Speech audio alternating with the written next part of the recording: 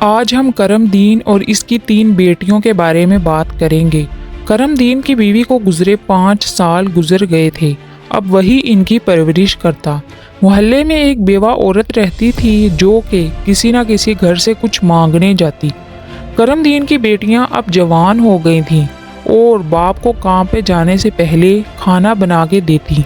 کرم دین کی تینوں بیٹیاں بہت ہی خوبصورت اور سمجھدار تھیں اور باپ ان سے بہت پیار کرتا تھا۔ وہ بیوہ عورت کرم دین کی بیٹیوں سے آگ جلانے کے لیے لکڑیاں مانگنے آتی اور چھپ کے ان کے کھانے میں راکھ ملا دیتی۔ کرم دین جب کھانا کھانے بیٹھتا تو کھانے میں کمی نہ نکالتا۔ وہ کہتا کہ میری بیٹیاں معصوم ہیں، غلطی سے کچھ چلا گیا ہوگا۔ لیکن کھانے میں مسلسل خرابی آنے سے ایک دن کرم دین نے کہا، دیکھوں تو صحیح کہ بچیاں کھانا کیسے بناتی ہیں اور اس میں کیا ملاتی ہیں۔ جب بچیاں کھانا بنانے لگیں تو کرم دین ان کو چھپ کے دیکھنے لگا۔ دیکھا کہ بچیاں خاموشی سے کھانا بنا رہی ہیں۔ بڑی بیٹی صاف پانی سے چاول دھو رہی ہے اور چھوٹی بیٹی برتن دھو رہی ہے جس میں باپ نے کھانا کھانا ہے، اور کھانا تیار ہو جاتا ہے۔ جب کھانا کھاتا ہے تو کھانا بالکل ٹھیک بنتا ہے، لیکن کرم دین کیا دیکھتا ہے کہ وہی بیوہ عورت گھر آتی ہے اور کھانے میں چھپ کے راکھ ملا دیتی ہے۔ کرم دین یہ سب دیکھ کے بہت حیران ہوا۔ اس نے اگلے دن اس بیوہ عورت کو اپنے پاس بلایا کہ یہ حرکت کیوں کرتی ہو۔ اس نے کہا، میں دیکھنا چاہتی تھی کہ تم واقعی اپنی بیٹیوں سے پیار کرتے ہو یا نہیں، لیکن اب مجھے یقین ہو گیا ہے کہ تم اصلی باپ ہو جو بیٹیوں کی کمی دیکھ کر بھی ان سے راضی ہو۔ کرم دین اس بیوہ عورت کی باتوں میں آ گیا۔ اس نے عورت کو برا بھلا کہنے کی بجائے آگے سے چپ رہ کے اس کی بات سنی۔ اصل میں وہ عورت خوبصورت تھی اور بیوہ بھی تھی۔ کرم دین کو وہ پسند آنے لگی اور ایک دن یوں ہوا کہ کرم دین اس بیوہ عورت سے شادی کر کے اسے گھر لے آیا اور کسی بھی بیٹی کو پتہ نہ چلنے دیا۔ شادی کے کچھ دیر بعد ہی کرم دین کی بیوی بیٹیوں سے سخت نفرت کرنے لگی۔ وہ چاہتی تھی کہ تینوں بیٹیوں کو گھر سے نکال دیا جائے اور اس کی حکومت پورے گھر پہ ہو جائے۔ اس طرح وہ آہستہ آہستہ بیٹیوں سے گھر کے سارے کام کروانے لگی اور ان کو کھانے کو تھوڑا دیتی۔ وہ چاہتی گھر میں اور میری بیٹی رہے اور کرم دین کی ساری توجہ ہماری طرف ہو جائے۔ اس عورت کی وجہ سے تینوں بہنیں بہت پریشان تھیں۔ چھوٹی نے کہا، چلو کسی باغ میں جا کے بیٹھتی ہیں، مائنڈ فریش ہو جائے گا۔ سب بہنیں مان گئیں اور وہ ایک درخت کے نیچے جا کے بیٹھ گئیں اور اپنی ماں کے بارے گلے شکوے کرنے لگی۔ زینب رونے لگی اور کہنے لگی، یا اللہ، میں کتنے دنوں سے بھوکی ہوں، ہماری مدد فرما۔ اتنے میں وہاں سے ایک نیک بزرگ کا گزر ہوا۔ اس نے کہا، بیٹیوں، کیا مسئلہ ہے؟ تم لوگ روز اس درخت کے نیچے آ کے بیٹھ جاتی ہو۔ زینب نے روتے ہوئے کہا، ہماری ستیلی ماں ہم پہ بہت ظلم کرتی ہے، وقت پر کھانا نہیں دیتی۔ بزرگ نے کہا، یہاں سے تھوڑی دور میری جھونپڑی ہے، اس کے سامنے اناروں والا درخت ہے، تم جتنے مرضی چاہو انار توڑ کے کھا سکتی ہو۔ تینوں یہ سن کر بہت خوش ہوئیں اور درخت کی طرف چل پڑیں۔ انہوں نے دیکھا کہ جھونپڑی کے باہر ایک بہت ہی خوبصورت درخت ہے جو کہ لال اناروں سے بھرا ہوا ہے۔ تینوں بہنوں نے ایک ایک انار توڑا اور درخت کے نیچے بیٹھ کے کھانے لگی۔ جب پیٹ بھر گیا تو گھر چلی گئیں۔ اس طرح روز جب ان کی ماں ان کو کھانا دیتی تو وہ انار والے درخت سے انار کھا لیتی۔ ماں یہ دیکھ کے بہت حیران ہوتی کہ میں ان کو کھانا بھی نہیں دیتی لیکن ان کو کوئی فرق نہیں پڑتا، یہ تو پہلے سے بھی زیادہ خوش نظر آتی ہیں۔ پھر ایک دن ماں نے اپنی بیٹی کو کہا کہ ان کا پیچھا کرو اور دیکھو کہ یہ کہاں جاتی ہیں۔ اس نے دیکھا کہ وہ انار کے درخت پہ جا کے انار کھا رہی ہیں تو فوراً ماں کو آ کر شکایت لگا دی۔ ماں نے سوچا کہ اچھا یہ ادھر سے پیٹ بھر کے آتی ہیں، تو اس نے کوئی ترکیب سوچی۔ جب کرم دین گھر آیا تو اس نے کہا، میرے سر میں بہت درد ہو رہا ہے اور یہ کسی دوا سے ٹھیک نہیں ہوگا۔ کرم دین نے کہا، پھر کیسے ٹھیک ہوگی؟ اس نے کہا، جنگل میں ایک انار کا درخت ہے، اس کو کاٹ کے اس کی جڑی بوٹی کی دوا سر پہ لگانے سے سر کا درد چلا جائے گا۔ کرم دی نے کہا یہ کوئی بڑی بات نہیں۔ اس نے ملازموں کو حکم دیا کہ درخت کاٹ کر اس کی جڑی بوٹیاں لے آؤ۔ کرم دی نے اس کی دوا بنا کے بیوی کے سر پہ لگا دی۔ تھوڑی دیر بعد بیوی نے کہا کہ اب میں ٹھیک ہوں۔ اگلے دن تینوں لڑکیاں جنگل گئیں اور دیکھ کے رونے لگیں کہ انار کا درخت کسی نے جڑ سے اکھاڑ دیا ہے۔ کہنے لگیں اب کہاں سے پیٹ بنیں گے۔ ان کی آواز سن کے بزرگ جھونپڑی سے نکل آیا۔ کہنے لگا اللہ تم کو اس سے بہتر دے گا۔ پھر اللہ والے نے زمین پہ انگلی ماری جس سے ایک ندی بن گئی۔ اس میں پانی کی جگہ دودھ بہہ رہا تھا اور نیک بزرگ نے لڑکیوں کو مٹی کا ایک پیالہ دیا اور بولا یہاں سے جتنا دل کرے دودھ پیو۔ لڑکیاں بہت خوش ہوئیں اور مٹی کے پیالے میں دودھ پینے لگیں اور پیٹ بھر کے گھر واپس چلی گئیں۔ پھر ان کا روزانہ کا معمول ہو گیا کہ مٹی کا پیالہ بھرتی اور پیٹ بھر کے گھر جاتی۔ ان کی سوتیلی ماں ان کی صحت دیکھ کے حیران تھیں۔ اس نے اگلے دن اپنی بیٹی کو بھیجا جاؤ دوبارہ ان کا پیچھا کرو، یہ کہاں جاتی ہیں؟ اس نے دیکھا کہ وہ تالاب سے دودھ پی رہی ہیں۔ فوراً بھاگی اور ماں کو بتایا کہ وہ دودھ کے تالاب سے دودھ پیتی ہیں۔ ماں نے جب یہ بات سنی تو اسے بہت غصہ آیا۔ اس نے فوراً گاؤں کے کچھ آدمیوں کو بلایا اور کہا میں تم لوگوں کو منہ مانگی رقم دوں گی اگر تم لوگوں نے میرا کام کر دیا۔ اس نے کہا جاؤ جنگل میں ایک جھونپڑی ہے اس کو وہاں سے ختم کر دو اور تالاب میں پانی ڈال دو۔ انہوں نے ایسا ہی کیا۔ اگلے دن تینوں بہنیں جنگل گئیں، دیکھتی ہیں کہ تالاب اور جھونپڑی غائب ہے۔ دوبارہ وہاں بیٹھ کے رونے لگی۔ اگلے دن کرم دین کی بیوی نے اس سے دوبارہ بیماری کا بہانہ لگایا اور کہا میں بہت بیمار ہوں۔ کرم دین نے پوچھا کیسے ٹھیک ہوگی؟ اس نے کہا اپنی بیٹیوں کا خون لا کے میرے ہاتھوں اور پاؤں پر لگانے سے میں ٹھیک ہو جاؤں گی۔ کرم دین یہ بات سن کے کانپ اٹھا کیونکہ وہ تو اپنی بیٹیوں سے بہت پیار کرتا تھا۔ وہ اپنی بیٹیوں کو ڈھونڈنے لگا۔ ڈھونڈتے ڈھونڈتے قبرستان پہنچ گیا۔ دیکھا کہ اس کی تینوں بیٹیاں ماں کی قبر پر بیٹھی رو رہی ہیں۔ کرم دین کو یہ دیکھ کے بہت افسوس ہوا۔ ایک طرف اس کی بیوی کی خواہش تھی اور دوسری طرف اس کی بیٹیوں کی زندگی۔ اس نے سوچا اس کی بیوی کبھی بیٹیوں سے خوش نہیں ہوگی اور اس کی بیٹیاں کبھی بیوی سے۔ اس نے فیصلہ کیا کہ ان کو کہیں دور لے جاتا ہوں۔ اس نے کہا اے بیٹیوں پریشان کیوں ہوتی ہو؟ میں تم لوگوں کو کہیں دور لے جاتا ہوں اور تم لوگوں کی اس سے ماں سے جان بھی چھوٹ جائے گی اور تم خوش بھی ہوگی۔ اس طرح کرم دین اپنی بیٹیوں کو دوسرے گاؤں لے جاتا ہے اور وہاں چھوٹی سی جھونپڑی بنا کر ان کو کھانا بنا کے کھلاتا ہے۔ جب وہ سو جاتی ہیں تو ان کو چھوڑ کے گھر آ جاتا ہے۔ گھر آتے ایک ہرن کا شکار کر لیتا ہے اور اس کا خون بیوی کو لا کے دے دیتا ہے۔ بیوی اس خون کو اپنے ہاتھوں اور پاؤں پہ لگا لیتی ہے۔ اس کی بیوی کو لگتا ہے کہ شاید کرم دین نے اپنی بیٹیوں کو مار دیا ہے۔ پھر جب تینوں بہنیں جاگیں تو انہوں نے دیکھا کہ باپ ان کو چھوڑ کر جا چکا ہے۔ وہ اپنے باپ کو آوازیں دینے لگی۔ جنگل میں موجود جنگلی جانوروں کی آوازیں سن کے ڈر گئی اور رونے لگی۔ اتفاق سے 3 دوست اسی دن شکار کے لیے آئے تھے۔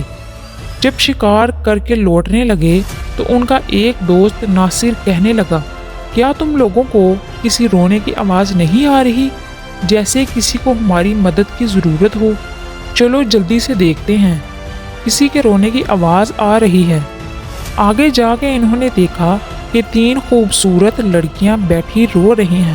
ناصر آگے بڑھا اور ان سے پوچھا تم یہاں اکیلی کیا کر رہی ہو؟ زینب نے ان کو پوری کہانی سنائی۔ ان کو لڑکیوں پہ بہت ترس آیا اور آپس میں کہنے لگے کیوں نہ ان تینوں سے ہم شادی کر لیں، اس طرح ہماری زندگی بھی آسان ہو جائے گی اور ان کو رہنے کے لیے چھت بھی مل جائے گی۔ پھر ان تینوں لڑکوں نے ان تینوں بہنوں سے شادی کر لی۔ زینب کی شادی ناصر سے ہوئی۔ اتفاق سے ان تینوں لڑکیوں کے گھر پاس پاس ہی تھے۔ اس طرح تینوں بہنیں خوشی خوشی رہنے لگیں۔ 1 سال کے بعد ناصر کے ہاں ایک بیٹے کی پیدائش ہوئی۔ وہ اور اس کی بہنیں یہ سن کے بہت خوش ہوئیں۔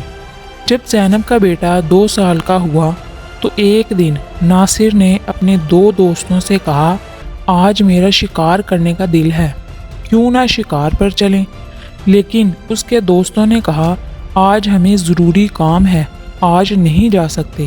ناصر نے اپنی بیوی کو بتایا اور اکیلا ہی شکار پہ چلا گیا۔ جب وہ شکار کرنے نکلا تو رات ہو گئی، واپس نہ آیا۔ اس طرح کئی دن گزر گئے، زینب بہت پریشان ہوئی۔ پھر ناصر کے دوستوں نے زینب کو حوصلہ دیا کہ وہ ناصر کو ضرور ڈھونڈ کے لائیں گے، پریشان نہ ہو۔ پھر ایک دن اس کے دوست ناصر کو ڈھونڈنے جنگل چلے گئے۔ کافی دیر گزر گئی، وہ واپس نہ آئے۔ سب بہنیں بہت پریشان ہوئی۔ ان پر ایک بار پھر قیامت آ گئی۔ تینوں بہنوں کے شوہر واپس نہ لوٹے۔ ایک دن زینب اپنے بیٹے کو سلا رہی تھی کہ دروازے پر دستک ہوئی۔ زینب نے دیکھا کہ ایک ہرے رنگ کے کپڑے پہنے فقیر کھڑا ہے۔ زینب نے کہا، بابا جی، میں آپ کو اندر آنے کی اجازت نہیں دے سکتی، میرا شوہر ابھی گھر موجود نہیں۔ فقیر نے دھیمے لہجے میں کہا، بیٹا، میں کئی دن سے بھوکا ہوں، کسی بھوکے کو کھانا کھلانے میں کیا حرج ہے؟ زینب کو اس پہ بہت ترس آیا۔ اس نے کہا، اچھا اندر آ جائیں۔ پھر زینب اس کے لیے کھانا بنانے لگی۔ فقیر چارپائی پہ بیٹھا زینب کو گھور رہا تھا۔ وہ اٹھا اور زینب کے پاس چلا گیا، کہنے لگا، تم مجھے بہت اچھی لگتی ہو، تم اپنے شوہر اور بچے کو چھوڑ کے میرے سے شادی کر لو۔ اصل میں وہ ایک جادوگر فقیر تھا۔ زینب نے کہا، بابا جی، کیسی باتیں کر رہے ہیں؟ میں شادی شدہ ہوں اور ایک بچے کی ماں ہوں۔ وہ زینب کو کھینچنے لگا۔ زینب رونے لگی۔ اس فقیر جادوگر نے جادو سے زینب کو کتیا بنا دیا اور رسی کے ذریعے اس کو کھینچ کے باہر لے گیا۔ زینب کا بیٹا زور زور سے رو رہا تھا۔ اس کی بہنیں بچے کی آواز سن کے گھر آئیں اور زینب کو ڈھونڈنے لگی، لیکن زینب نہ ملی۔ اب سوتیلی ماں کے بعد زینب کا بھی کچھ پتہ نہ تھا۔ کافی عرصہ گزر گیا۔ 14 سال کے بعد زینب کا بیٹا جوان ہو گیا تھا۔ اس کو اس کی دونوں خالاؤں نے پالا تھا۔ اس کی خالاؤں نے اس کو اس کی ماں اور باپ کے بارے میں ساری کہانی سنا دی۔ لڑکے نے کہا، میں ان کو ڈھونڈنے جنگل جاؤں گا، لیکن خالاؤں نے سمجھایا کہ ایسا نہیں، جو بھی جنگل جاتا ہے واپس نہیں آتا۔ ہمارے شوہر بھی گئے تھے، واپس نہیں آئے، تم بھی نہ آئے تو ہم کس کے سہارے زندگی گزاریں گی؟ لیکن وہ لڑکا نہ مانا۔ خالہ، میں ضرور اپنے ماں باپ کو واپس لاؤں گا۔ ایک دن وہ جنگل کی طرف روانہ ہو گیا، لیکن ان کو کہیں بھی کچھ دکھائی نہ دیا۔ ڈھونڈتے ڈھونڈتے وہ ایک پتھروں والے علاقے میں پہنچا۔ وہاں اس نے دیکھا کہ پتھروں کا ایک چھوٹا سا گھر بنا ہوا ہے۔ اچانک وہاں سے ایک بزرگ نکلا، کہنے لگا، بیٹا، تم یہاں پہ نئے لگتے ہو؟ اس نے کہا، بابا، میں یہاں اپنے ماں باپ اور تایا کو ڈھونڈنے آیا ہوں۔ کوئی شخص میری ماں کو کتیا بنا کے یہاں لے آیا ہے۔ بابا نے کہا، یہ جنگل ایک بہت بڑے جادوگر کا ہے۔ جو کوئی جادوگر کے آگے بولتا ہے یا اسے لڑتا ہے تو وہ اس کو پتھر یا درخت بنا دیتا ہے، اور یہ جو تم آس پاس پتھر بنے انسان دیکھ رہے ہو، یہ وہی ہیں۔ نیک بزرگ نے بتایا کہ جادوگر نے ایک لڑکی کو 14 سال سے قید کر رکھا ہے اور وہ اس سے شادی کرنا چاہتا ہے، لیکن وہ لڑکی نہیں مانتی۔ لڑکا سوچنے لگا کہ ضرور وہ میری ماں ہے۔ لڑکے نے کہا، بابا جی، آپ کو میری مدد کرنی ہوگی۔ نیک بزرگ راضی ہو گیا۔ نیک بزرگ نے گاؤں والوں کو لڑکے کے بارے میں بتایا کہ یہ میرا پوتا ہے۔ جادوگر بزرگ کی بہت عزت کرتا تھا۔ گاؤں میں نیا شخص دیکھ کے جادوگر کہنے لگا، یہ کون ہے؟ بزرگ نے کہا، یہ میرا پوتا ہے۔ جادوگر اس لڑکے سے بہت متاثر ہوا، اس سے روز ملتا۔ ایک دن جادوگر نے کہا کہ کل تم کو میرا ایک کام کرنا ہوگا۔ میں تمہیں ایک لڑکی کے پاس پھولوں والا گلدستہ دے کے بھیجوں گا۔ تمہیں لڑکی کو جا کے کہنا ہوگا کہ جادوگر تم سے شادی کرنا چاہتا ہے۔ لڑکا سوچنے لگا کہ ضرور وہ اس کی ماں ہے اور وہ اس سے ملاقات کرے گا۔ یہ سن کے لڑکا بہت خوش ہوا۔ اس نے کہا کہ وہ اپنی ماں کو وہاں پہنچ کر بتائے گا کہ میں تمہارا بیٹا ہوں، لیکن یہ سب کیسے ممکن ہوگا؟ اسے یاد آیا کہ زینب کی شادی کے وقت ناصر نے اسے ایک انگوٹھی دی تھی جس پہ اس کا نام لکھا ہوا تھا۔ بعد میں اس نے وہ انگوٹھی اپنے بیٹے کو پہنا دی تھی۔ لڑکے نے اب بھی وہی انگوٹھی پہنی ہوئی تھی۔ اللہ والے نے کہا تم یہ انگوٹھی گلدستے میں چھپا دو، جب تمہاری ماں گلدستہ دیکھے تو وہ فوراً تمہیں پہچان لے گی، لیکن یہ کام آسان نہ ہوگا کیونکہ جادوگر نے زینب کی نگرانی کے لیے ایک چوکیدار تعینات کر رکھا ہے جو ہر وقت زینب پر سختی سے نظر رکھتا ہے۔ جادوگر اللہ والے بزرگ کی بہت عزت کرتا تھا اور ان کے پوتے کو نیک سمجھتا تھا۔ جادوگر روز لڑکے کو گلدستہ دے کے زینب کے پاس بھیجتا۔ لڑکے کی عمر کم ہونے کی وجہ سے جادوگر کو اس پہ شک بھی نہ ہوتا۔ زینب کو ایک کمرے میں قید کر کے رکھا گیا تھا۔ لڑکا روز جاتا لیکن زینب کی داسی ہر وقت اس کے پاس رہتی۔ ایک دن یہ ہوا کہ لڑکے کو موقع ملا اور کمرے میں کوئی بھی موجود نہ تھا۔ لڑکے نے انگوٹھی کو گلدستے میں چھپا کے زینب کے قدموں میں رکھ دیا۔ گلدستہ جب زمین پہ لگا تو انگوٹھی کی آواز آئی۔ زینب نے انگوٹھی دیکھی تو پہچان گئی کہ یہ تو وہی انگوٹھی ہے جو سالوں پہلے اس نے اپنے بیٹے کو دی تھی۔ زینب کی نظریں فوراً لڑکے کی طرف اٹھیں۔ دونوں نے ایک دوسرے کی طرف دیکھا تو زینب اپنے بیٹے کو پہچان گئی۔ جادوگر نے زینب کو قید کر رکھا تھا لیکن اس کا بیٹا زینب کو آزاد کروانے آیا تھا۔ بیٹا ماں کو آزاد کرانے کے لیے کوئی منصوبہ بنانے لگا۔ زینب نے جادوگر سے شادی کی رضامندی بتائی اور اس کی طاقت کا راز پتہ کیا۔ جادوگر نے بتایا کہ اس کی جان ایک طوطے میں موجود ہے جو ایک پنجرے میں بند ہے۔ وہ طوطا ایک گھنے درخت کے نیچے سخت پہرے میں ہے۔ زینب نے یہ راز اپنے بیٹے کو بتایا لیکن اس کو وہاں جانے سے منع کیا۔ پھر بھی بیٹے نے ماں کو یقین دلایا کہ وہ کامیاب ہو کے لوٹے گا۔ کئی دنوں کی محنت کے بعد وہ طوطے کے پاس پہنچا اور موقع دے کے طوطے کو پکڑ لیا اور اس طوطے کو جادوگر کے محل میں واپس لے آیا۔ جادوگر اسے دیکھ کے طوطے کی جان کی بھیک مانگنے لگا۔ لڑکے نے چالاکی سے سارے قیدیوں کو جادوگر سے آزاد کروا لیا۔ اس کے بعد اس نے طوطے کے پر اتار دیے جس سے جادوگر کی طاقت ختم ہو گئی۔ آخر میں اس نے طوطے کی گردن مروڑ دی جس سے جادوگر مر گیا۔ لڑکے نے اپنی ماں زینب، باپ ناصر اور باقی سبھی قیدیوں کو آزاد کروا لیا۔ سب اللہ والے بزرگ کے پاس واپس گئے اور اس کا شکریہ ادا کیا اور اپنے گھر لوٹ آئے۔ زینب کی بہنیں اپنے شوہروں سے مل کر بہت خوش ہوئیں۔ اس کے بعد کرم دین بھی واپس آ گیا اور بیٹیوں کو دیکھ کے بہت خوش ہوا اور بیٹیوں سے اپنی غلطی کی معافی مانگ لی۔